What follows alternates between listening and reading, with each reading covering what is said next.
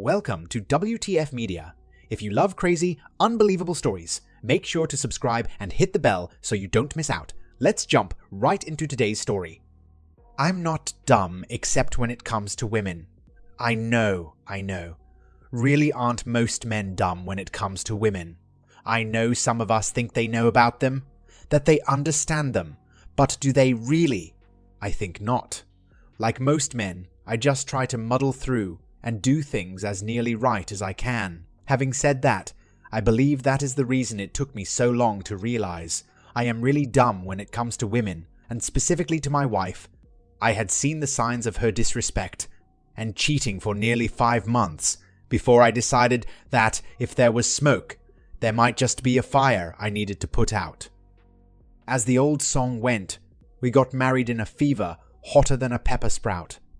I found, wooed, and married Catherine over the course of 1 year in college.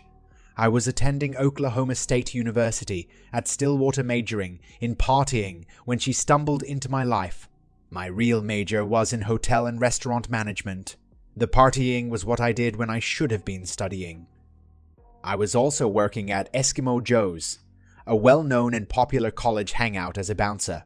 The bouncers rotated through different stations in the building to do their job. We served at the doors to verify IDs and wandered through the crowd to be sure nothing untoward occurred.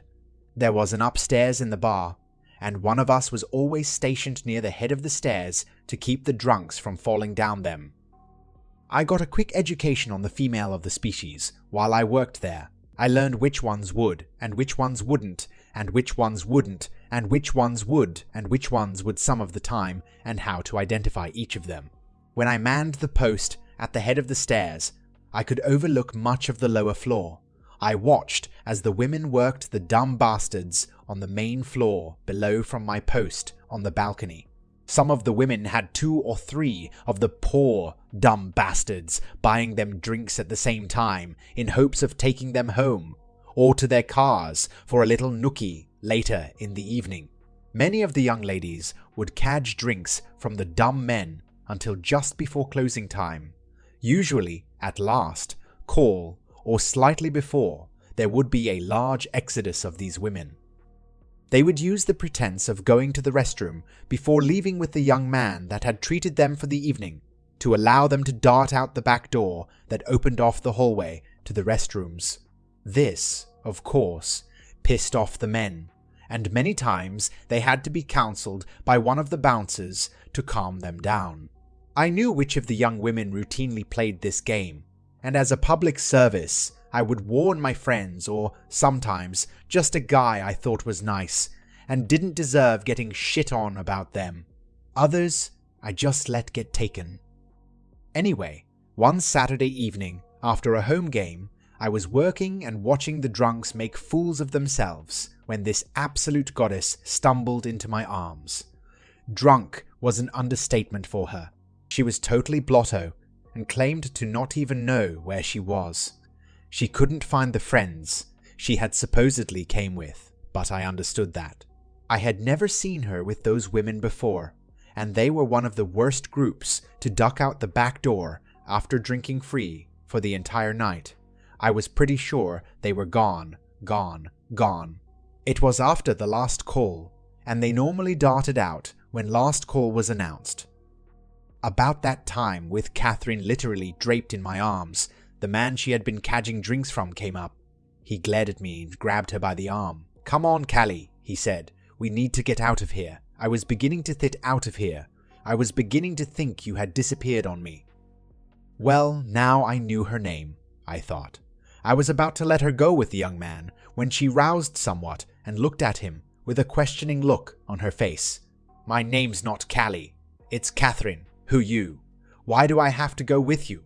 Where are Cindy and the other girls? I was supposed to go with them when the bar closed." The man just pulled on her arm and said, "Callie, Catherine, whatever. I've been buying you drinks all night long and you're coming home with me now." Catherine roused herself once more and tried to stand and jerk away from the man. She looked scared and said, "No, I don't know you, and I don't want to go with you. Now leave me alone." The man tried to pull her away once more, and she resisted. I decided she really didn't know him and didn't want to go, so I pulled her toward a chair and tried to get between them. "Whoa there, dude," I said. "It looks like the lady doesn't want to go with you. Now why don't you just move along like she asked before we have trouble?" A mask of hatred came over his face, and he pushed me. "Back off, asshole. The bitch is with me and we're leaving. Now let it drop if you know what's good for you." I moved back a little, then grabbed his arm and locked it behind his back with a quick twist. He yelled out in pain as one of my fellow bouncers came up. "You have a problem here, Dave." Nah. The dude here wanted to take the lady with him, but she didn't want to go. He didn't want to take no for an answer, but I think he understands now, don't you? When I said that, I pulled upward on the butthead's arm a little more, and he yelped in pain once again and rose onto his tiptoes. "Ow. Yeah, I got it. Just let me go, asshole." I walked the man to the door and out to the sidewalk's edge. I gave him a little push and said, "Okay, bub, we got your picture now, so don't want to have any more trouble from you, or we'll have to call in security next time." I walked back into the building to see a couple of the waitresses clustered around Catherine. She had passed out in the chair. Damn, now what, I wondered. Patty looked at me and said, "Dave, Catherine lives in my dorm. If you'll help me get her back to the dorm and into her room, I can take care of her from there." Well, that's what I did, and that is how I became one of Catherine's favorite people. The next weekend, I was working Friday night when the beautiful woman bounced up to me, threw her arms around me, and hugged me before she put a very sloppy and long kiss on my lips. I pushed her back and said, "Whoa, what's that all about?" "You saved me last Saturday. Patty told me you kept that asshole from taking me home. Then you drove us back to the dorm and helped her get me into my room. I don't know what would have happened to me if you hadn't saved me. I didn't even know him, and my asshole friends did the old drink and dash out the back door at last call trick without me. I was supposed to go with them, but they didn't wait for me. They just took off. I never even heard them call last call, so I missed it." Well, for the next 2 years, when I was working, Catherine was always near me for protection. We got to know each other very well and began dating a few months after I saved her. When we graduated, we got married. Catherine is just a little high maintenance. She likes to party and dance, and she likes to eat good food and drink fine wine. That's okay. We have great jobs and no children, so we can afford it. We just can't afford as much as she wants right now, and that pisses her off when I tell her we can't go out until after payday. Several of our arguments about money revolve around the fact my parents are pretty well off. They own a large farm store and almost 4 sections of farmland in our hometown. We have a large year-round fishing and hunting resort on the land also. When I tell Catherine we can't afford something, she almost always yells that if I wasn't such an idiot, I would get it from my parents. She thinks I should go back home and take a management job from Dad so we can make big bucks and be the big ducks and be the big ducks in the little puddle. I have told her repeatedly that I am here in this job to gain some real-world experience and learn how the big boys do it before I return to our company. The resort manager plans to retire in 3 more years, and I will be taking over his job at that time. That isn't fast enough for Catherine. I began getting snide comments about my ability to earn enough to pay our bills. Occasionally, Catherine would go out after work with her friends and come back home smashed. Many times over the last several months, I had to pick her up or pay for a cab. About 5 months ago, all that stopped. Oh, she still came home blitzed, and many times I had to go to her office with her the next day to pick up her car. Sometimes I had to take her to her favorite bar to pick it up, but I never had to pay off the cab or pick her up. A time or two, I found her sleeping on the living room floor when I came down the next morning. I wondered how she got into the house if she passed out on the floor inside the door. Finally, after several arguments, I decided to find out what was really going on. I did what many men do in such a situation. I bought recorders and placed them in Catherine's purse, car, and even one in her office, hidden under her desk. I had our landline tapped and bought the necessary gear to copy her cell phone calls. What I found out killed my love for her. She had become sexually involved with one of the men she worked with. Many of the late nights and the shopping trips on Saturday with the girls over the last 5 months had been her liaisons with good old Gregory Anders. He was one of those obnoxious salesmen you hate. Greg was arrogant, had a smarmy smile, and was a suck-up to his betters, his one saving grace. Well, perhaps not. Not only was he the highest paid salesman in her company, but his father owned the damn place. I had enough recordings to understand 2 things. When I had cut down on our visits to high-priced dining establishments and cut down on entertaining and buying fine wines and going to expensive plays and so forth, Catherine complained long and loudly at work about how I mistreated her. Gregory picked up on her unhappiness and began following the women on their nights out. He flashed his money, bought them drinks, and generally showed them the good life until he had Catherine's interest. From there, he managed to get her to meet him for lunch at expensive bistros. After she was hooked on his high-spending ways, he invited her to evening meals after work at posh places. After a few weeks of this, Catherine had succumbed to his seduction and began spending time in bed with Gregory. He began giving her orders, and to my shock, she obeyed them. All he had to do was threaten to cut off his largesse, and she knuckled under to his demands. Blowjob in the car. Sure, honey. Sex in the restaurant bathroom. Okay, whatever you want, honey. I even had recordings of him telling her to cut down on the sex we had, because he didn't want my sloppy seconds. He told her she had to make sure more than 24 hours went by from the time she screwed me until she did him, or he would drop her. He said, I refuse to have sex with my woman after she's been with some loser. I don't care how you do it, but you make sure you're clean before you come to me.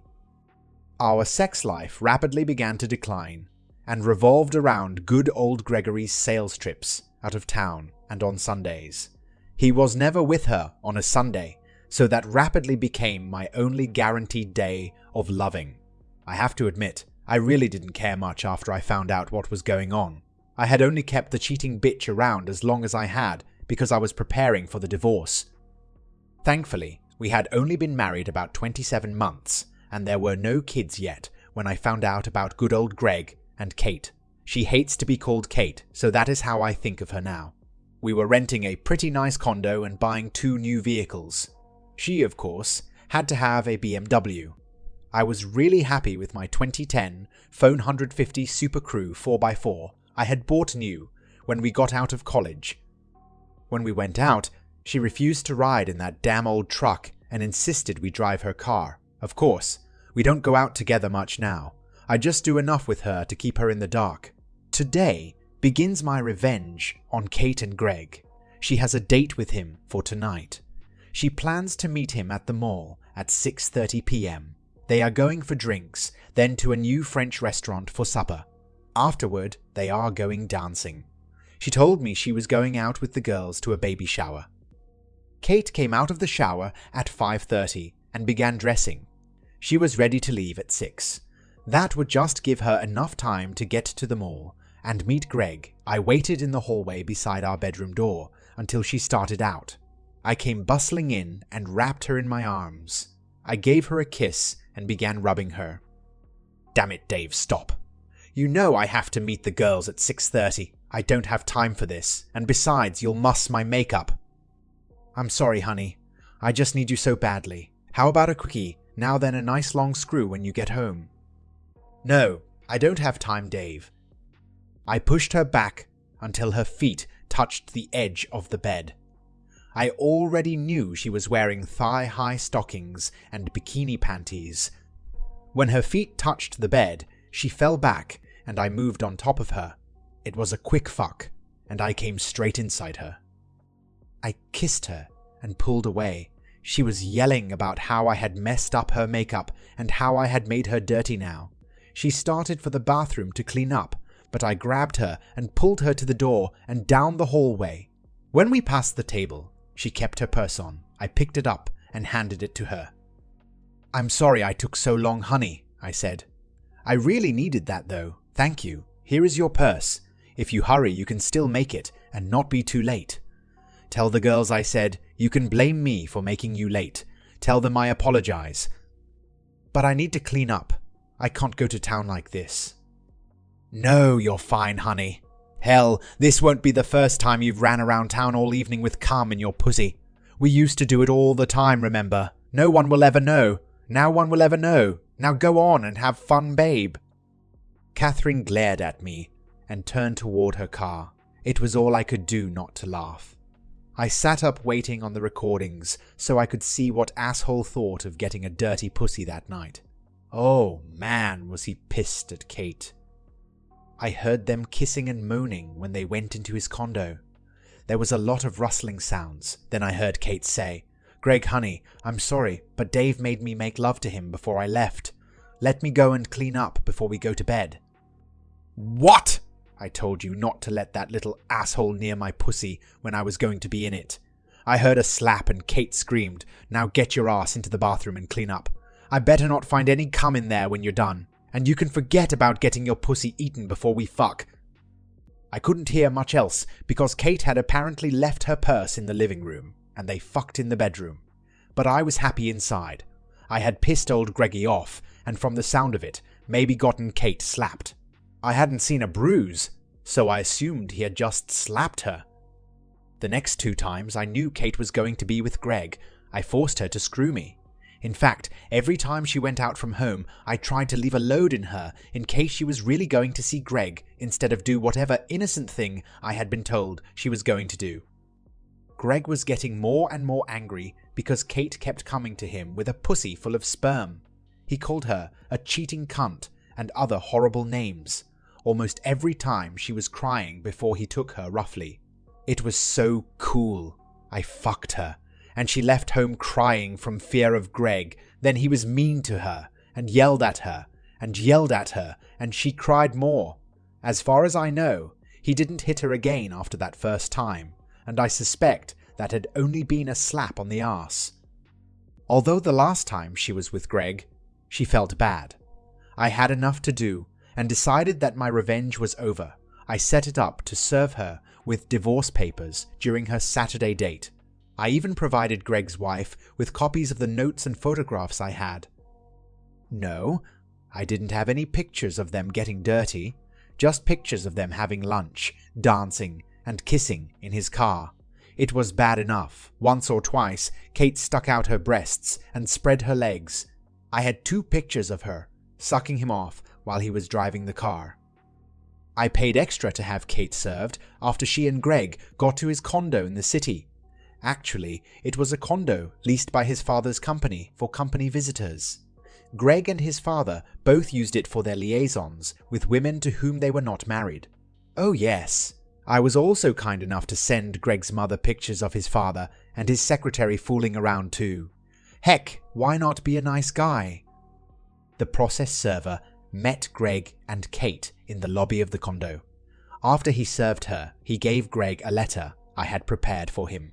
The process server said to Greg, "I have been instructed to give you this letter, Mr. Anders. Mr. Stevens has outlined his actions for you, so you know what has been going on the last few months, and what you can expect when you get home next." In the letter, I explained the documentation I had against him, and Kate, and that I had furnished it to his mother and his wife.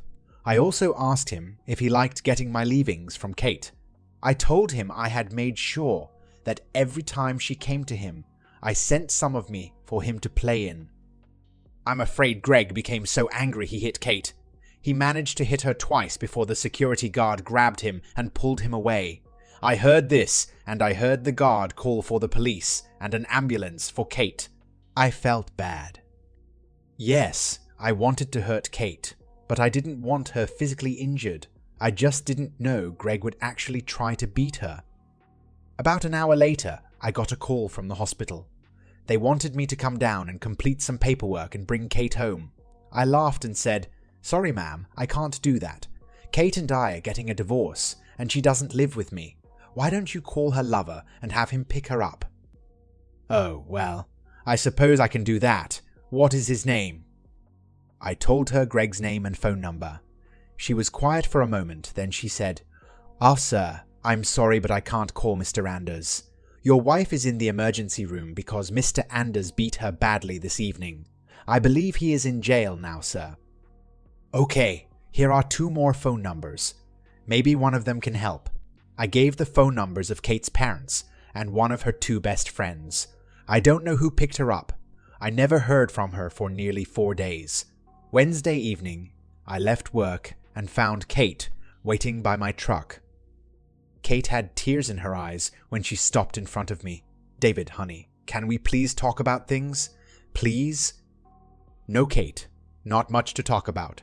You cheated, and I caught you. Now we're getting a divorce." "But I don't want a divorce. Dave, can't we get over this? I don't have anywhere to go. Please, I need to come home, Dave. I promise I'll be better if you just let me come home and make it up to you." "Nope, not gonna happen, babe." "I hear Greggy had to move into your little love nest. Why don't you move in with him and his daddy? I bet they would be glad to take care of you." I walked around Kate and got into my truck. When I closed the door, she was standing there crying. She hadn't moved before I drove out of sight of her. Now comes another thing I didn't understand about women. Kate was working full-time and made almost $36,000 a year. Why didn't she have enough to rent a place like I had? Why didn't she have enough to rent a place like I had? Why did she move into that damn condo with Greg and his father? I don't know. What I did get from the police report is that Greg and his father beat her so badly she died after 3 days in the hospital. She had apparently angered them when she refused to let them DP her. She thought she was Greg's lover, and they would marry after the divorce, according to the statement she gave the police before she died. Now I really feel like shit. Kate killed our marriage searching for the good life. I killed Kate with my silly acid revenge. I looked up and said, "Bartender, gimme other. Gotta forget this shit." I was floating, and the world was spinning. Then a damn mule kicked me in the head. There were dozens of people standing over me. I was looking up the short skirt of a goddess. She was looking down at me. Her face showed shock, and she dropped to her knees beside me. "David, is that really you? What the hell are you doing so drunk? You fall off your bar stool." "Patty," I muttered. "Yes, Dave. I'd ask how you've been, but I don't think you're in any condition to tell me. Come on, let's get you up and see if we can sober you up some." Patty and one of the bouncers helped me to her booth. She fed me coffee. I ran to the restroom twice to get rid of the coffee and most of my guts.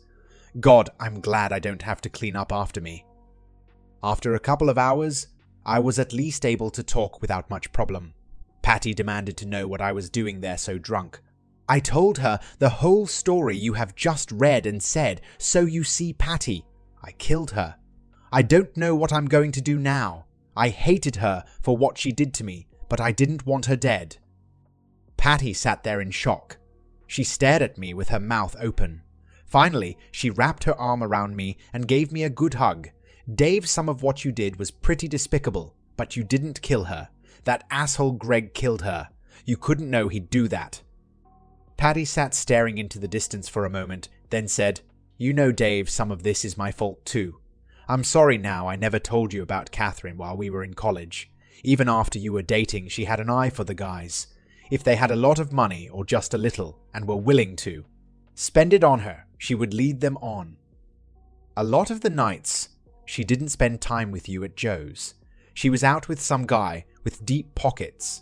How do you think she came up with the money for some of those expensive clothes she wore? I never told you because you weren't exclusive then, and I really didn't think you would fall for her line of bull and marry her. Hell, you worked at Joe's and knew what kind of tramps worked the floor there. I thought you were just after her for her pussy like the other guys. So you see I'm guilty too in a way." I sat looking at Patty. Even at college, huh? Shit, I just don't understand women. I thought we had a good thing going. Dave, don't paint all women with the same brush. A lot of us aren't like that, you know. If you use those criteria, I suppose I should run from you because all men are like Gregory Wright. Dave, I know that isn't true. I worked with you for 2 years. I know what kind of man you are. How many women did you take home and put to bed when they were so drunk they could have gotten raped if someone hadn't taken care of them? Dave, you just need to learn women are like men. There are some good honorable ones out there and some that aren't. There are women players like there are men. Look for the good ones and do the best you can. We reason differently than men, it's true, and we think with our emotions more. But that's not so hard to understand, is it? Paddy smiled and tugged at my arm. Come on, Dave. Let me get you home. Where do you live, by the way? If you're really interested in learning something about women when this all settles down, I'll give you some lessons on understanding them, okay? That's the end of this story. If you found it engaging, please give it a thumbs up and don't forget to subscribe for more content like this.